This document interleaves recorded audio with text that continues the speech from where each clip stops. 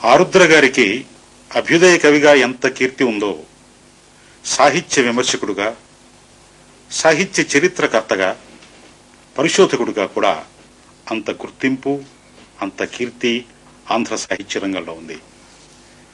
దాదాపు 1000 సాహిత్య వ్యాసాలు రచించినటువంటి రచయిత. సాహిత్య వ్యాసానికి శాస్త్రం, కళ ఈ రెండు కన్నుల్లాగా ఆయన అమర్చారు.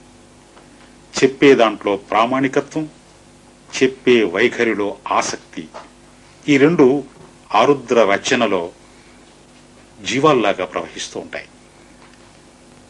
ఇంతవరకు వెలిసినటువంటి ఆంధ్ర సాహిత్య చరిత్రలో ప్రజల హృదయాలని అలరించి పాఠకుడు కూడా ఆనందంతో, ఆసక్తితో చరిత్రలో ఉన్న గూఢ రహస్యాలను కూడా తెలుసుకోగలిగేటట్లుగా అత్యంత సరళ భాషలో ఆసక్తికరంగా రచించిన సాహిత్య చరిత్ర కూడా ఒక కళ, సాహిత్య చరిత్ర రచన కూడా ఒక కళ అని నిరూపించినటువంటి ఆరుద్ర గారు ఆంధ్రుల అభిమానాన్ని చొరగొన్నారు.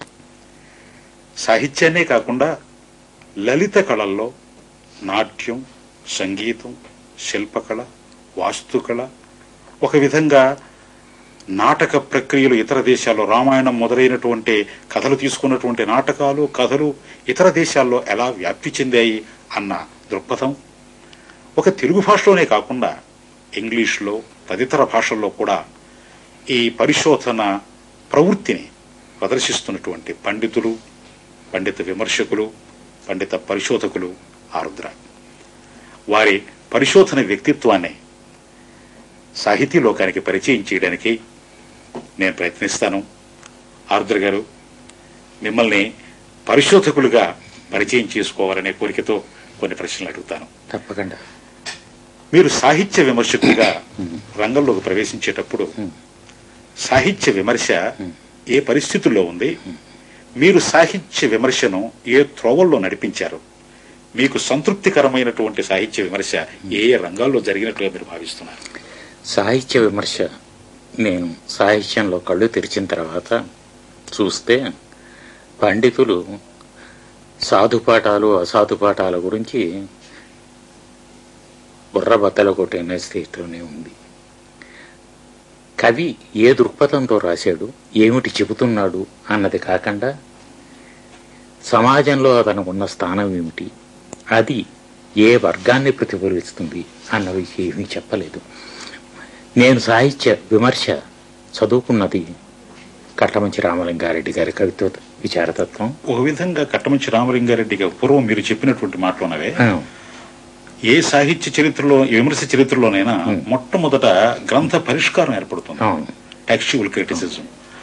బహుశా మహాభారతం మొదలైనటువంటి గ్రంథాలను పరిష్కరించి, ప్రచురించి, వాటిని గురించి పరిచయాత్మకమైన వ్యాసాలు రాస్తున్నప్పుడు ఎప్పుడైనా సరే మీరన్నటువంటి విమర్శ తప్పదేమో. తప్పదు, కానీ సాహిత్య వ్యాసాల గురించి చెప్తున్నాను. ఇది గ్రంథ పరిష్కరణలో ఉండేవి, ఇది వేరు. మనకి కవిత్వాన్ని తూచే రాళ్లు మన దగ్గర చాలా తక్కువ. ఏది నిజమైన కవిత్వం అన్నది తూచడానికి కవిత్వ తత్వ విచారం అన్నది ముందు ఇది చేసింది. ఒక కవిని సర్వతోముఖంగా పరిశీలించి చెప్పడం అన్నది రాళ్లపల్లి అనంతకృష్ణ గారి వేమన వ్యాసాల్లో వచ్చింది. ఇవి నేను అధ్యయనం చేసుకున్నాను. అసలు నేను సాహిత్య చరిత్ర రాయడానికి, సాహిత్య పరిశోధనలు మొదలెట్టడానికి కారణం చెప్తాను. నేను అభ్యుదయ రచయితగా ఉన్న తర్వాత జర్నలిస్టుగా పనిచేశాను, వారపత్రికల్లో పనిచేశాను, దినపత్రికల్లో పనిచేయబోతున్నప్పుడు ఒక రాని దినపత్రికలో నాకు ఉద్యోగం కోసం ప్రయత్నిస్తున్నప్పుడు ఆ యజమాని, ఆ సంపాదకుడు రోజు నేను వెళ్ళి ఆయన్ని ప్రాణాలు తీస్తూ ఉంటే నా బాధపడలేక నన్ను సినిమా కంపెనీలో పెట్టాడు. అందుకు సినిమాల్లో చేరాను.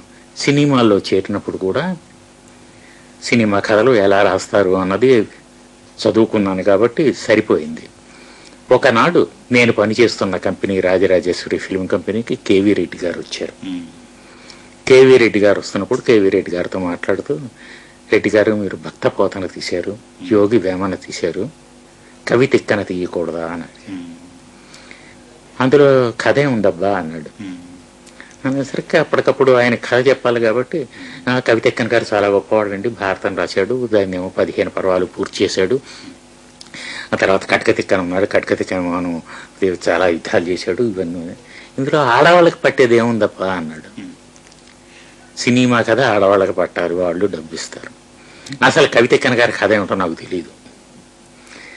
తీస్తే బాగుంటుంది అని అనుకున్నాను కానీ కథ చెప్పంటే ఈ లోపల ఎవరో వచ్చారు. అనేసరికి నేను మీకు కథ చెప్తానండి, ఒకనాడు ఎప్పుడైనాను చాలా బోల్డంత కథ ఉందని ఆకాశపురాణం చెప్పేసి తిక్కన గారి మీద చదవడం మొదలెట్టాను. ఒక విధంగా మీరు తిక్కన అనగానే నాకు జ్ఞాపకం వచ్చింది, ఆధునిక కవులకు ఒక విధంగా ప్రేరణ కల్పించినటువంటి కవిత్రయాన్ని పేర్కొనండి అని శ్రీశ్రీ గారిని అడిగినప్పుడు తిక్కన, వేమన, గురజాడ మాకు కవిత్రయం లాంటి వారు ఆయన చెప్పారు. అదే దృక్పథం మీకు కూడా ఉందని అనుకుంటుంది. కానీ శ్రీశ్రీతో ఒక చిన్న సవరణ చేయాలి. శ్రీశ్రీ మొట్టమొదట మా గోత్రం ఇది అని ప్రవర ఋషుల పేర్లు వేరే చెప్పాడు. నారాయణబాబు తన ప్రవర చెబుతూ వేరే ఋషుల పేర్లు చెప్పాడు. కానీ అభ్యుదయ సాహిత్యం వేళ్లు ఉనుకున్న తర్వాత, విప్లవ పంథాన్ని సంతరించుకున్న తర్వాత, దాని మీద పయనిస్తున్న తర్వాత శ్రీశ్రీ తిక్కన, వేమన, గురజాడ అన్నాడు. శ్రీశ్రీ సూత్రప్రాయంగా అన్న మాటకి నేను కారణాలు ఇది చేస్తూ చాలా వ్యాసాలు రాశాను. తిక్కన మొట్టమొదటి తెలుగు కవుల్లోనూ నా దేశం కోసం నేను రాస్తున్నానన్నాడు. ఆంధ్రావళి మొట్టమొదటి జనం అన్నది మాట వచ్చింది తిక్కన గారి నోట. మిగతా కవులందరూ వాళ్ళ పోషకుల కోసం రాసిన వాళ్ళు. అభ్యుదయపరం అన్నది మన పాత కావ్యాల దగ్గర నుంచి ఉంది. ఇవాళ మీకు కొత్త దృక్పథం కాదని చాలా మంది అంటూ ఉంటే వాళ్ళకి చెప్పాను. ఏమిటంటే అభ్యుదయ పరంపరాభివృద్ధిగా నాయనర్పం పోను కావ్యం వరకు కథాక్రమం పెట్టిదని అని రాస్తారు. ఇది అభ్యుదయం కాకపోతే మరేమిటన్నాడు. నేను చెప్పా, అయ్యా మీరు ఆ ఒక్క మాట తీసుకున్నారు, దాని ముందు వెనకాల చూడలేదు. దానికి ముందు షష్యంతాలు ఉంటాయి. ఆ షష్యంతాల్లో ఇలాంటి వాడికి అలాంటి వాడికి అలాంటి వాడికి అభ్యుదయం అన్నాడు కదా తప్పించి జనానికి అభ్యుదయం అని చెప్పలేదు, తనకు అభ్యుదయం అని చెప్పలేదు. పోషకుడికి అభ్యుదయమే అది. మనం కావాల్సింది జనమంతటిని తీసుకోవాలి. జనమంతటిని తీసుకున్న వాళ్ళు తిక్కన గారు, జనమంతటిని తీసుకున్నవాడు వేమన గారు. ఇక్కడ మాకు ఒక అనుమానం, సంప్రదాయం మీద తిరుగుబాటు కానివ్వండి, లేకపోతే భాష మీద తిరుగుబాటు కానివ్వండి, భావం మీద తిరుగుబాటు కానివ్వండి, మరి ప్రాచీన కాలంలో శివకవులు ప్రసిద్ధి చెందారు. ఇప్పుడు మరి మీకు శివకవులు ఆదర్శం కావాలి కానీ తిక్కన ఎలా ఆదర్శం? అప్పటికి శివకవుల మీద నేను చదవలేదు. నీకు చెప్తున్నాను కదా, నా పరిశోధన ఎక్కడ మొదలైందంటే తిక్కన గారి మీద జీవితాన్ని రాస్తే బాగుంటుంది, సినిమా తీస్తే బాగుంటుంది అనుకున్నప్పుడు తిక్కన గారిని చదివాను. తిక్కన గారిని చదవడానికి నిర్వచనోత్తర రామాయణం చదివాను. అందులో ఆయన తన వంశం గురించి చెప్పుకున్నాడు, తండ్రి గురించి చెప్పుకున్నాడు. తిక్కన గారికి కేతన అంకితం ఇచ్చాడు, మిత్రుడు అంకితం ఇచ్చాడు. దశకుమార చరిత్ర, దశకుమార చరిత్రలో తిక్కన గారి వంశం అంతా వర్ణించాడు. జీవితాన్ని తీసుకోవాలి కదా. ఆ తర్వాత కగ్గతిక్కన కవితిక్కన ఒకళ్ళే అని చాలా మంది భ్రమశి ఉంటారు. వీళ్ళు వేరు, వాళ్ళు పెనతండ్రి పెద్దండ్రి పిల్లలు అని.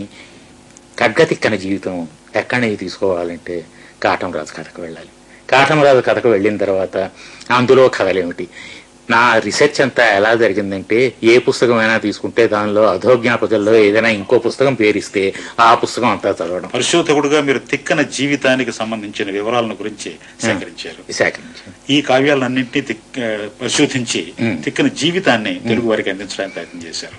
అయితే తిక్కనలో మీకు స్ఫూర్తినిచ్చింది అతని జీవితమా, లేక అతని ప్రయోగమా, లేక అతని భాష, లేక అతని దర్శనమా? జీవితంలో ఇవన్నీ ఉన్నాయి. జీవితంలో భాష ఉంటుంది, స్ఫూర్తి ఉంటుంది, ప్రయోగం ఉంటుంది. మొత్తం ఆయన దృక్పథం పూర్తిగా, కవిత్వం పట్ల అతని ఆశయాలు ఏమిటి, ఆయన దృక్పథం ఏమిటి. తను ఒక సిద్ధాంతాన్ని నమ్మినవాడు. శివకేశవులకి వేదాలని తొలగించి హరిహరనాథ తత్వాన్ని గుర్తించినవాడు. అప్పటికి మనకు వచ్చినటువంటి ఇదేమిటంటే, తిక్కన గారి కాలానికి తెలుగుదేశంలో జైనం ఉంది, బౌద్ధం ఉంది, వీరశైవం వచ్చింది. వీరశైవం అన్నది వైష్ణవం కూడా వస్తుంది. వీరశైవం ఏమిటి వచ్చిందంటే జైన బౌద్ధాల మీద వ్యతిరేకవాదానికి వచ్చింది. ఎందుకంటే జైనం బౌద్ధం ఒకప్పుడు కులరహితమైనటువంటి మతాలు. కులాలేమోను వచ్చి ఈ కాలుష్యం జైనానికి వచ్చి పడింది, బౌద్ధానికి వచ్చి పడింది. జైన శూద్రుడు మామూలుగా హిందూ శూద్రుడి కన్నా ఏమీ మెరుగులో లేడు. కర్మకాండని ముందు వ్యతిరేకించినటువంటి బౌద్ధం కానీ జైనం కానీ కర్మకాండలు వాళ్ళు ఆలోచించి ఇది చేయడం మొదలెట్టారు. వీటి మీద తిరుగుబాటు కింద వీరశైవం వచ్చింది. వీరశైవం వాళ్ళు లోకాయత మతాన్ని పూర్తిగా ఇది ఒప్పుకున్నవాళ్ళు. తద్దినాలు పెట్టక్కర్లేదు, కర్మలు చేయక్కర్లేదు, కులాలు లేవు, ఆడ మగ రెండే తేడాలు. అందులో కూడా వీళ్ళు భక్తులై శివభక్తులైతే పెళ్ళాం శివభక్తురాలయ్యి, మొగుడు శివభక్తుడు కాకపోతే పెళ్ళామేమో మొగుడినేమో విడాకులు ఇవ్వచ్చు అని పండితారాధ్యుడు శివతస్వారంలో రాశాడు. అంటే జీవిత విధానాన్ని వాళ్ళు నిర్దేశించారు శివకోలు. ఆ శివకోలు నిర్దేశించేటువంటి జీవిత విధానం పూర్తిగా ఒక అభ్యుదయ దృక్పథంలో ఉంది.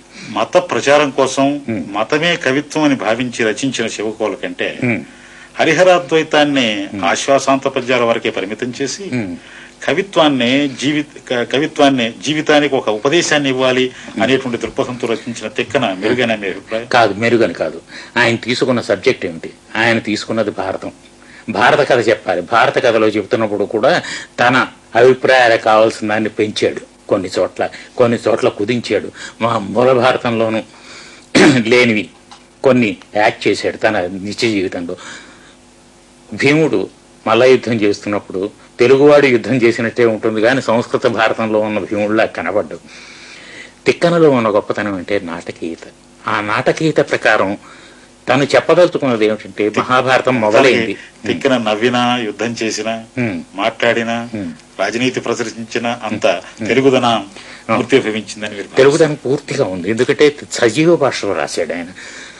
తిక్కన తరువాత మీరు వేమనను మీరు బాగా అభిమానం చేశారు. ఇప్పుడు తిక్కన ఎక్కడ వదిలిపెట్టాడో వేమన అక్కడ తీసుకున్నాడు. వేమన వాదాన్ని వేదంలాగా మీరు వ్యాఖ్యానించుకున్నారు. ఇప్పుడు అది మీరు ప్రచురించినటువంటి యువభారతి వాళ్ళు ప్రచురించినటువంటి ఒక పుస్తకంలో 40 వేమన పద్యాలు తీసుకొని 400 పద్యాలు అందులో కలిపి ఇది చేశారు. తిక్కన గారు సజీవ భాష తీసుకున్నారన్నది ఎందుకు చెప్పానంటే, పేరు చెప్పను కానీ ఒక ప్రసిద్ధ సాహితీ వ్యక్తి, సుమారు 40 ఏళ్ల పాటు సాహిత్య రంగంలో పనిచేసిన అతను, చాలా పెద్ద పదవుల్లో ఉన్నతను. ఒకనాడు 10-15 మంది సాహితీపరులు అంతా ఒక కమిటీ మీటింగ్లో కూర్చున్నప్పుడు, అల్పాహారాలు చేస్తున్నప్పుడు ఒక ప్రశ్న అడిగాడు. ఆరుద్ర గారు, నాకు నన్నయ్య భారతం చదివితే అర్థం అయిపోతుంది, తిక్కన భారతం చదివితే అర్థం కాదు, ఎందుకు అని అనేసరికి అందరూ ఆలోచిస్తున్నారు, మాట ఎలా చెప్తే సమాధానం ఎలా చెప్తానని. ఒక్క ముక్కలో చెప్పమంటారా అని అడిగాను. చెప్పండి అన్నాడు. మీ జిల్లా భాషలో రాశాడు కాబట్టి మీకు అర్థం కాదన్నాను. ఎందుకంటే ఆయన రాసిన పద్ధతి ఏమిటని ఏమంటుంటే, సజీవ భాష ఎప్పుడూ మారుతూనే ఉంటుంది. కొన్ని మాటలు ప్రచారంలోంచి పోతాయి, అర్థం కానివి కొన్ని ఉంటాయి. కానీ ఏనాడో చదువుకునేవాడికి మనం అర్థం కావాలని ఈనాడు మనం కృతక భాషను చేయడం లేదు. వేమన చేసింది ఏమిటంటే గ్రామీణ భాషలోంచి రాశాడు. వేమన రాజు కాదు, రైతు. వరుల కొరకు భూమి నొరసడి వారు, అవనిపతికి వశ్యులైన వారు, పాల వంటి వారు పన్ను వెట్టడి వారు అని చెప్పాడు ఆయన. కాపువారలు వాకెరుగరు వేమ అన్నాడు.